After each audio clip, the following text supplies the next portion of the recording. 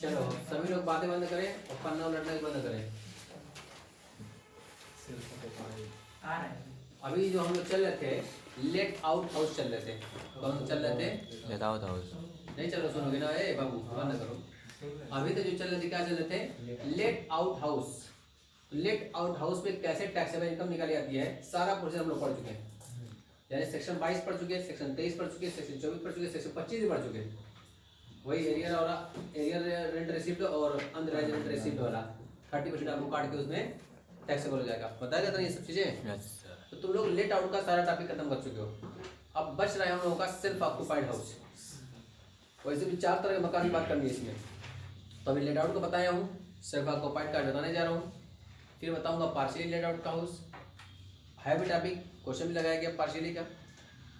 उसके बाद deep let out house आखिरी टॉपिक रहेगा। वैसे भी जिनका ये लेट आउट क्लियर हो गया, सेल्फ ऑक्यूपाइड क्लियर हो गया, फिर आगे कुछ बचा ही नहीं है। तो इसलिए कायदे से इसको देख लो, इस सेल्फ ऑक्यूपाइड हाउस में कैसे जीएवी, कैसे टैक्सेबल इनकम निकाली जाती है, उसकी बात करनी है। ठीक है ना? यहाँ पर लिखने जा रहा हूँ मैं, computation of income from house property लिख देता हूँ यहाँ पर। ठीक है ना? बारीकी जानते क्या लिखाता हूँ? Self occupied house for the assessment year 2022-23। बात बंद करो तब ना समझोगे। सबसे पहले क्या होती है इसकी जीएवी लिखा जाएगा, इस पर टैक्स, अनरिलाइज्ड रेंट, ये सब चीज बताएगी ना? हाँ सर। फिर क्या आता है यहाँ पर? Annual value. उसके बाद फिर क्या करती है यहाँ पर? अरे वो स्टैंडर्ड, फिर इंटरेस्ट ऑन 20%, सॉरी 12। यही कुल मिला जुला करके छूट हो गई और ये निकल गई कि आपकी टैक्सेबल इनकम। कुल यही ना है? Yes sir. बस इसी को हम लोग लेट आउट के साथ पढ़े हैं, अब सिर्फ ऑक्यूपाइड के साथ पढ़ेंगे। इसमें क्या देखना है? देखो ध्यान से। लेट आउट के लिए हमको ग्रॉस एनुअल निकालने के लिए एक रूल बताया गया था। ग्रॉस एनुअल निकालने के लिए क्या रूल बताया गया था? अरे याद नहीं आया। एक्सपेक्टेड रेंट और actual rent which one is more, यही बताया गया था। एक्स तो एक्सपेक्टेड रेंट कहाँ से निकालते हैं, यही बता दिया गया था। Municipal value, fair value, which one is more, या ये बताया गया था कि municipal value, fair value, which one is more, but not exceed standard rent. ये बताया गया था कभी भी आपका एक्सपेक्टेड रेंट स्टैंडर्ड रेंट से अधिक नहीं होना चाहिए। तो अगर ज्यादा जा रहा है तो स्टैंडर्ड रेंट क्या हो जाएगा आपका? Expected rent. तो कुल मिला जुला करके जो रूल बनाया गया था वो यही बनाया गया था कि आपका एक्सपेक्टेड रेंट और actual rent which one is more. और बाकी 5 सिस्टम बताई गई थी कि अगर मकान खाली रहने की वजह से अगर आपका एक्चुअल रेंट एक्सपेक्टेड रेंट से कम होगा तब भी आपका जीएवी एक्चुअल रेंट ही माना जाएगा। बताया गया था। तो जितना भी रूल नियम बताया गया वो सारा रूल नियम किसका था? लेट आउट का था। Let out house self occupied के मकान की बात करता हूँ, तो जिसमें तो कोई सेल्फ ऑक्यूपाइड हाउस है तो क्या इसको हम लोग किराया मिलता है? नहीं। खुद रहते हो तो उसमें खुद का मकान है तो किराया लोगे अपने हफ्ते कि भाई इस हाथ से इस पॉकेट से निकाल करके इस पॉकेट में तो हो जाएगा। हैं? अपने ही उसमें रहते तो अपने ही मकान का किराया लोगे? नहीं लोगे। इसलिए ध्यान रखना कि सेल्फ ऑक्यूपाइड हाउस की जीएवी नहीं निकाली जाती है। और जब जीएवी नहीं निकाली आ जाएगी तो उस पर म्युनिसिपल टैक्स की छूट नहीं मिलेगी। और अनरियलाइज्ड रेंट का कोई सवाल ही नहीं है। भाई जब किराया पर उठाएगा तब ना अप्राप्त किराया रहेगा। यहाँ कोई अप्राप्त किराया है नहीं, बचा क्या आपका? अनरियलाइज्ड रेंट को छोड़ करके म्युनिसिपल टैक्स बचा। तो जब उसकी ग्रॉस एनुअल वैल्यू कुछ मान ही नहीं गई तो किससे घटाओगे? तो इसलिए याद रखना कि इसकी ग्रॉस एनुअल वैल्यू कुछ नहीं होती है, ये मान के चलना कि इसकी एनुअल वैल्यू नील होती है। क्या होगी? नील। मतलब हमको न जीएवी का चक्कर है इसमें, न म्युनिसिपल टैक्स देखना है इसमें, न अनरियलाइज्ड रेंट देखना है हमको। इसकी एनुअल वैल्यू क्या होगी? 0। इसका वार्षिक मूल्य क्या होगा? 0। अब जब 0 होगा तो उसका स्टैंडर्ड डेविएशन तुम लोग पढ़ चुके हो 30%। तो 0 का 30% डालोगे तो 1/3 आएगा। मतलब ये भी नहीं होगा, कुछ नहीं होगा इसका। स्टैंडर्ड किसका बोलोगे? जब आपका ये स्टैंडर्ड निकालने के लिए आपको कुछ ना कुछ चाहिए तो फिगर, आपका फिगर ही नहीं है कोई, क्या निकालोगे उसका 30% तक? बोलेगा और छोटा कर दो, तीसरा हिस्सा कर दो, 1/3 हो जाएगा। छोटा क्या 0 रहेगा, बड़ा 0 रहेगा। हाँ, तो इसका मतलब इसका भी कोई मतलब नहीं। कुल मिला जुला करके मामला किसका आया? बस यही एक है। और इसीलिए मैंने तुम लोगों को कहीं कहीं इंटरेस्ट का टॉपिक खाली आया था तो मैंने इंटरेस्टेड डायरेक्ट घटाया। मैंने कुछ नहीं बताया कि जीए पीए सीए मत देखो, हमने इतनी इंटरेस्ट का मामला बताया, अभी उसके बारे में रूल नियम नहीं बताया था, अब बताने जा रहा हूँ। इसका मतलब उसमें जो छूट मिलेगी सिर्फ बस किसी को देखना है, बाकी जीए पीए और पीए सीए कुछ नहीं निकालना है, सिर्फ किसको देखना है? इंटरेस्ट ऑन बोरोइंग को देखना है कि जो मकान में रह रहे हो उस मकान को बनवाने के लिए, उस मकान को खरीदने के लिए, उस मकान का पुनर्निर्माण कराने के लिए, उस मकान की मरम्मत कराने के लिए अगर आपने लोन लिया होगा उस लोन पर जो आप ब्याज पेड कर दोगे उस ब्याज की छूट आपको मिलेगी। बात सबको समझ में आ गई? नहीं समझ में आई? ब्याज की छूट मिलेगी, लेकिन अब इसमें रूल है, ब्याज की छूट मिलेगी, ब्याज की छूट मिलेगी। तो कितनी मिलेगी? तो इसमें दो रूल है, एक 30,000 रुपये का और एक 2 लाख रुपए का। कितने का? 30,000 की छूट मिलेगी या तो 2 लाख की छूट मिलेगी। तो किस केस में 30,000 रुपये की छूट मिलेगी और किस केस में 2 लाख रुपए की छूट मिलेगी, यही तो जानना है। बस ये रूल सीखना है हम लोग, बाकी कुछ नहीं सीखना है इसमें। बस समझ रही है? अब मैं जो इसको दिखाने जा रहा हूँ, सबसे पहले देखो डेट ऑफ लोन टेकन। क्या लिखने जा रहा हूँ? Date of loan taken. Date of loan taken. नहीं देखोगे, बात मत करो। देखो डेट ऑफ लोन टेकन, जो आपने लोन लिया वो किस तारीख को लिया वो देखना पड़ेगा। देखो ध्यान से, इफ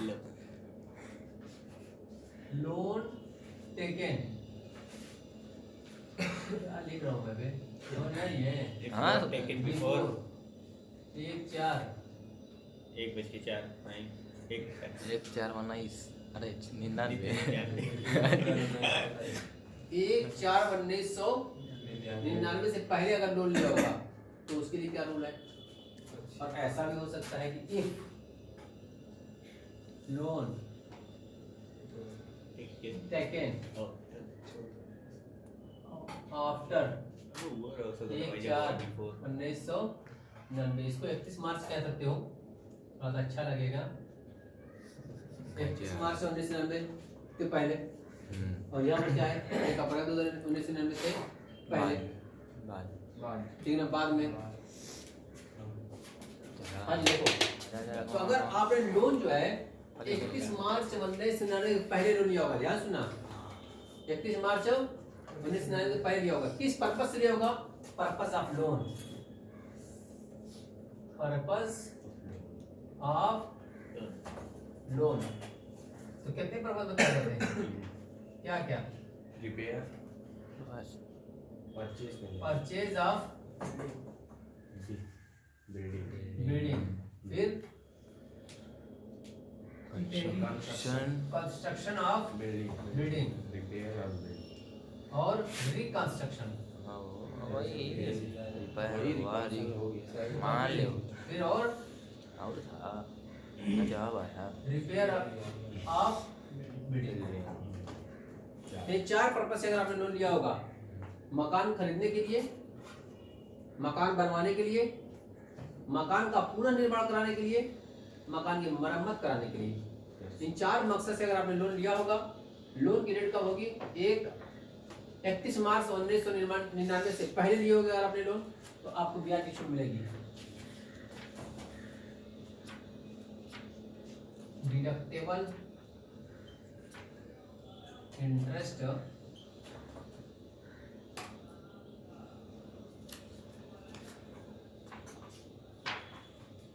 कितने में छूट मिलेगी आपको? 30,000 रुपये तक छूट मिलेगी, बस 30,000 रुपये। कब? जब आपने मकान बनवाने के लिए, मकान खरीदने के लिए, मकान का पुनर्निर्माण कराने के लिए, मकान की मरम्मत कराने के लिए 31 मार्च 1999 से पहले अगर आपने लोन लिया होगा तो उस लोन पर जितना भी ब्याज बने, 1 लाख बने, 2 लाख, 2 लाख बने, 4 लाख बने, लेकिन ब्याज की मैक्सिमम छूट कितनी मिलेगी आपको? 30,000 मिलेगी।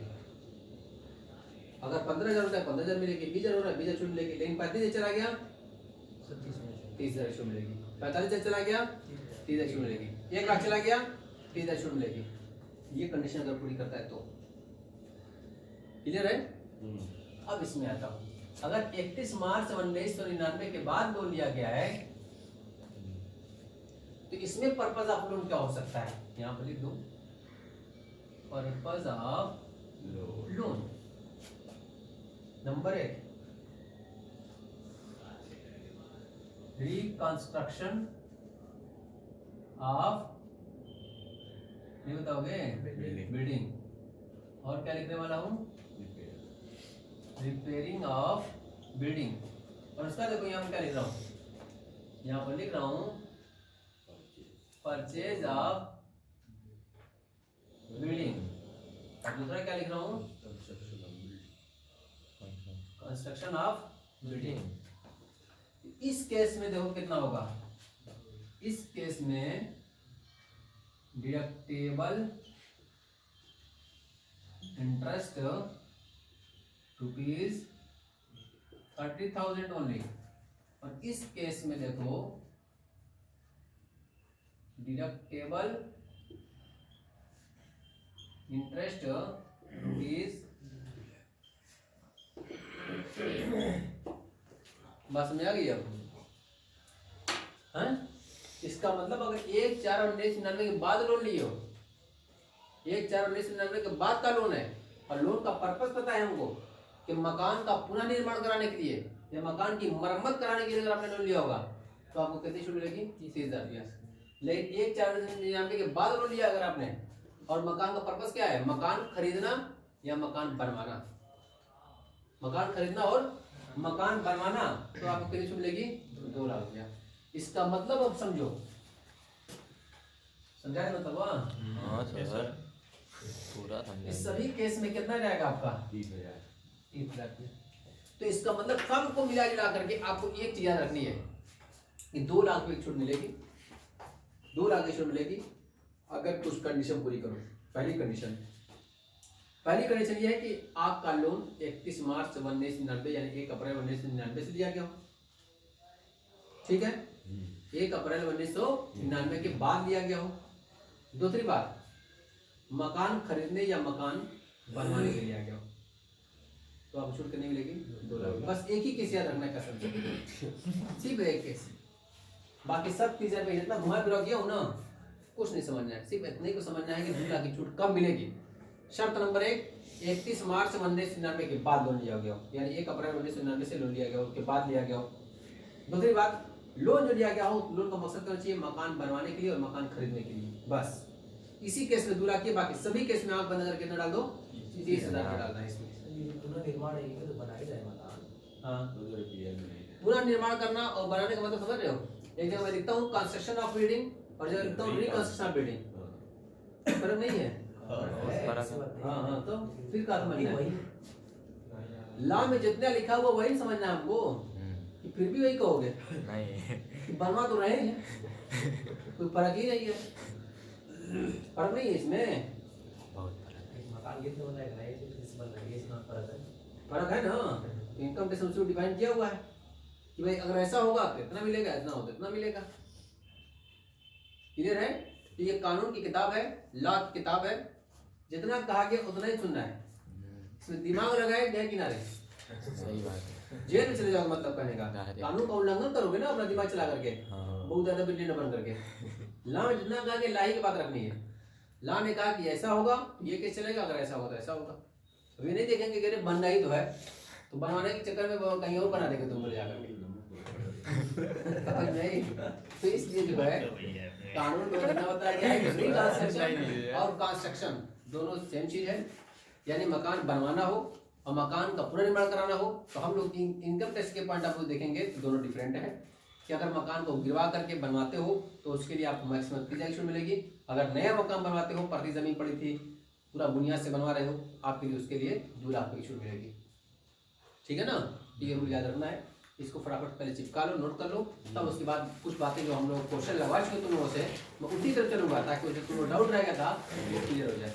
ठीक है ना।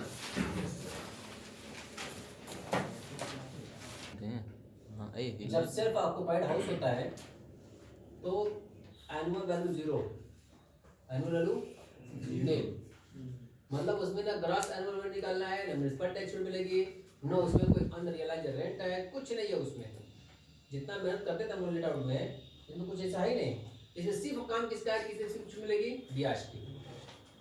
मतलब मकान खरीदने, मकान बनवाने या मकान की मरम्मत करानी है, मकान का पुनः निर्माण कराने के लिए अगर लोन लोगे तो लोन के ऊपर जो ब्याज बनेगा वो ब्याज की छूट मिलेगी, ब्याज की छूट मिलेगी और बाकी कुछ नहीं है इसमें। अब ब्याज की छूट मिलेगी, जाहिर सी बात है इनकम कुछ नहीं है, खर्चा ये सब है, सब एक्सपेंसिव है, तो लॉस ही है हर हाल में। इसका मतलब सेल्फ ऑक्युपाइड हाउस में कभी प्रॉफिट नहीं होगी, हमेशा क्या रहेगा, लॉस रहेगा या तो 0 रहेगा। भाई अगर आपने मकान बनवाने के लिए, मकान खरीदने के लिए, मकान का मरम्मत कराने के लिए, मकान का पुनर्निर्माण कराने के लिए अगर आपने लोन नहीं लिया हुआ है, ब्याज नहीं लिया होगा, जब ब्याज नहीं तो छूट मिलेगी आपको नहीं, 0 होगी तब।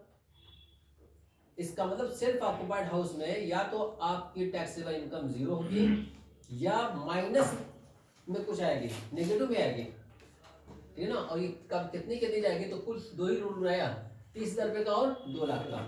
2 लाख के रूल याद रख लो कि पहली बात है कि लोन जो लिया गया होगा वो 31 मार्च 1999 के बाद लिया गया होगा, यानी 1 अप्रैल 1999 से लोन लिया गया होगा या उसके बाद कभी भी लिया गया हो। आज की डेट चल रही है 2023 चल रहा है ना, आज मिलोगे तो किस कैटेगरी में आ जाओगे, क्योंकि 31 मार्च 1999 के बाद हो गए कि नहीं हो गए। तो इसका मतलब ये हो जाएगा कि 31 मार्च 1999 के बाद लोन लेंगे और मकान किसके लिए लिया जाएगा, खरीदने के लिए या बनवाने के लिए, बस इसी के लिए, मकान खरीदने के लिए या बनवाने के लिए। यही कंडीशन अगर पूरी कर देगा 2 लाख है, बाकी सभी केस में कितना है 3 लाख, घुमा फिरा देखना नहीं है इसमें। और इसी को तुम लोगों को देखो यहाँ से लेकर के पूरा यहाँ तक समझाया हुआ है, इसको बताया हूँ सारा रूल रेगुलेशन, तो पूरा यहाँ से लेकर के यहाँ तक है। ये बी पार्ट लिखा होगा, तुम लोग बुक में देखना होगा, पढ़ना होगा, समझना होगा, पार्ट लिखना समझ लेना, ठीक है। ये सब चीज बताई। अब देखो मैं तुम लोगों को कुछ बताया था इंटरेस्ट अगर टॉपिक जो क्वेश्चन नंबर 9 या 10 था ना तुम लोगों का एक, जिसमें हम लोग इंटरेस्ट निकाल लेते हैं, उसमें देखो तुम लोग कह रहे थे कि आंसर मिसमैच हो रहा है, मिसमैच हो रहा है। मैं कहा था कि थोड़ा समझ करो, वक्त आएगा तो समझ में आ जाएगी। तो 10 नंबर में देखो इंटरेस्ट निकाला गया, लास्ट 2 लाख में लिखा गया है। अब तुम लोग जानते हो कितना आया था, 2,07,000 रुपया आया था। कितना आया था, 2,07,000 रुपया।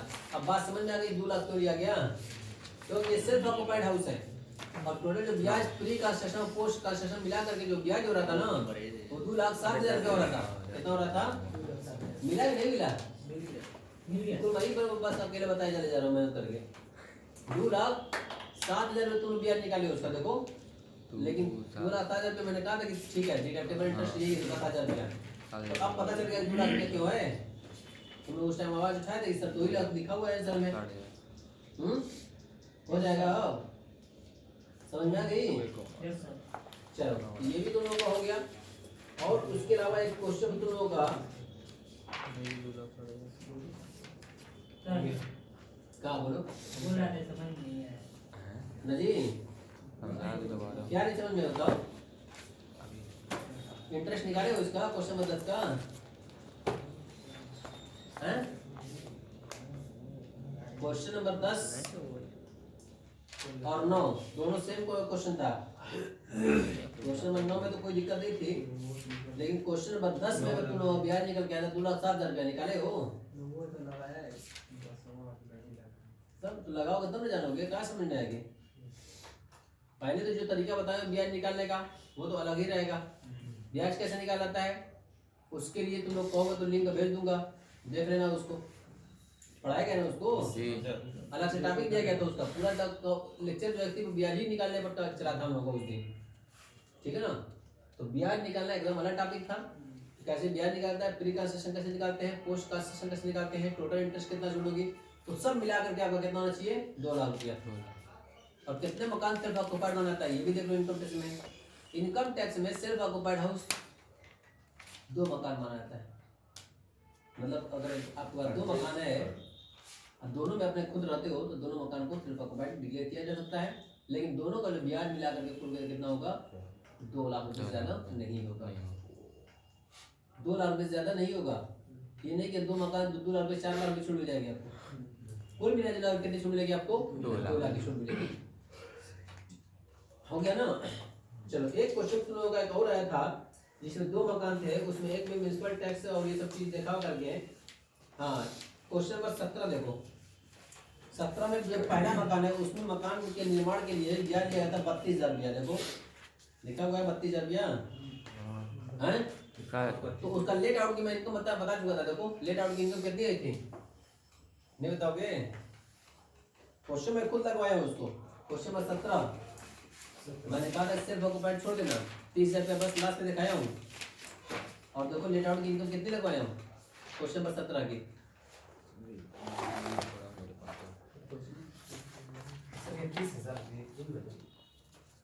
क्वेश्चन नंबर 17 देखो फटाफट। 17 नंबर 17 वाला काम को भी है, गोल मार होगा। 17 नंबर लगा कि नहीं लगा ये बताओ। नहीं ऊपरी तौर से बताए थे खाली, तो ऊपर तरह से बता लगाना चाहिए अंदर तरह से, अंदर टाइप तो नहीं लगा, अंदर लगाना चाहिए था। चलो 17 नंबर निकाले सभी लोग, मैं उसी को लगाता हूँ, अंदर से लगाता हूँ। देखो चलो क्वेश्चन देखिए सभी लोग। 17 नंबर देखें, लिखा है कि मिस्टर एक्स के पास 2 मकान है। प्रथम जिसका नगरपालिका मूल्यांकन 37,500 रुपया है, स्वयं ने अपने निवास के लिए रखा है, तथा दूसरा जिसका नगरपालिका मूल्यांकन 50,000 रुपया है, 5,000 मासिक किराए पर दिया गया है। इन दोनों मकानों संबंधी व्यय है। 2 मकान इसके हैं, एक मकान सेल्फ ऑक्युपाइड रखा हुआ है, दूसरा मकान लेट आउट रखा हुआ है। जो मकान सेल्फ ऑक्युपाइड है उसका म्युनिसिपल वैल्यू 35,500 रुपया है। जो मकान आपका लेट आउट है उसकी म्युनिसिपल वैल्यू कितनी है, 50,000 रुपया है, और 5,000 मासिक किराए पर उठा दिया है उसको। अब दोनों के बारे में इंफॉर्मेशन दे रहा है। नगरपालिका का कितना कितना दिया गया है, भूमि का लगान दिया गया है, मकान पुनर्निर्माण हेतु ऋण पर दिया गया ब्याज दिया हुआ है, उसके अलावा अग्नि बीमा प्रीमियम कराया है। कर निर्धारण वर्ष 2022-23 के लिए मिस्टर एक्स की मकान संपत्ति से आय गणना कीजिए, ये निकालना है। तो ये हमारे पास क्वेश्चन पड़ा हुआ, बस इसी पर रखना है कि नहीं? हाँ इसी बना देते हैं खटाखट। तो सबसे पहले जीवी निकाल जाएगी, किसकी निकाल जाएगी, सेल्फ ऑक्युपाइड की जीवी क्या हो जाएगी, किसी की तो अनुमान वालों नील है, आगे कुछ सोचना ही नहीं है, सिर्फ बस लेट आउट की मकान के। देखो ये हो गया सेल्फ ऑक्युपाइड और ये हो गया लेट आउट हाउस। तो लेट आउट हाउस के बारे में देखो, म्युनिसिपल वैल्यू कितना दिया हुआ है, 50,000 रुपया, और मासिक किराया कितने पर 5,000 रुपया। 10 महीने उठा कि 12 महीने उठा, क्वेश्चन कुछ लिखा है क्या, नहीं, 12 महीने उठा तो 12 5 60,000 हो जाएगा, म्युनिसिपल वैल्यू 50,000 हो जाएगा। फेयर वैल्यू दिया ही नहीं है, स्टैंडर्ड दिया ही नहीं है, कुल मिला जुला कर 50,000 और 60,000 का ठीक फिगर आ रहा है हमारे पास। तो कितना जीवी मान लें, 60,000 रुपए की फिगर मान ली गई। अब म्युनिसिपल टैक्स देखो कितना इसमें जा रहा है, देख लो म्युनिसिपल टैक्स कितने रुपया है, 10,000। पहले मकान में 6,000 रुपये तो उसकी छूट मिली नहीं है, दूसरे मकान के लिए 10,000 रुपये म्युनिसिपल टैक्स है, तो म्युनिसिपल टैक्स कितना लिखूंगा मैं, 10,000 रुपया। अनरियलाइज रेंट है ही नहीं क्वेश्चन में, कुछ है क्या, नहीं है, इसलिए आपकी जीएवी कितनी हो गई, एनुअल वैल्यू 50,000 रुपया। क्लियर है? इसका मतलब ये gross annual value 5,000 per month के हिसाब से 12 महीने की 12 60,000 एक्चुअल रेंट हो गया। म्युनिसिपल टैक्स कितना है, 50,000 रुपया है, विच वर इज मोर, क्योंकि म्युनिसिपल टैक्स से क्या हो जाएगा, एक्सपेक्टेड रेट हो गया, और उसके बाद म्युनिसिपल टैक्स पेड की छूट मिलेगी, पेड किया गया, म्युनिसिपल टैक्स घटा दिया गया, एनुअल वैल्यू कितनी आ गई, 50,000 रुपया। स्टैंडर्डाइजेशन देखो इसमें तो मिली नहीं, इसमें मिलेगी 30% कितना हो जाएगा आपका, 15,000 रुपया, बचा कितना आपका 35,000 रुपया। इसमें तो आपका इकट्ठा निकाल सकते हो, कोई मत घटाओ। यहीं पर इंटरेस्ट की छूट मिलेंगे कितने रुपया, इसके 21,000 रुपया। देखो किताब में इंटरेस्ट कितना रुपया, 21,000 क्वेश्चन लिखा हुआ है। अब बाकी सिर्फ आपको पढ़ के कितना लिखा है, 32,000 रुपया। लोन किस लिए लिया गया था, क्वेश्चन लिखा हुआ क्या था, मकान पुनर्निर्माण हेतु लिए गए ब्याज। मकान का पुनर्निर्माण कराने के लिए लोन लोगे, चाहे 31 मार्च 1999 पहले हो चाहे 99 के बाद हो, मकान का पुनर्निर्माण कराने के लिए कितने मिलेगी आपको, लिखा गया यहाँ पर रिस्ट्रक्शन पूरी का सेक्शन ऑफ बिल्डिंग और रिपेयर ऑफ बिल्डिंग के लिए 30,000 रुपया। सोचना ही नहीं है उसमें, नहीं तो डेट देखने लगोगे, डेट कब क्या है। अगर मकान का पुनर्निर्माण कराने के लिए लोन लोगे तो हर हाल में कितना लगेगी, 30,000 रुपया लगेगी। तो 32,000 रुपया है, 32 छूट मिल जाएगी आपको, नहीं मिलेगी, मिलेगी 32,000 रुपया 30,000 रुपया only। 30,000 जो मिलेगी तो 30,000 डाल लिखना और यहाँ पर लिखोगे 30,000 रुपया और फिर नेगेटिव फिगर दिखाना ताकि लॉस है।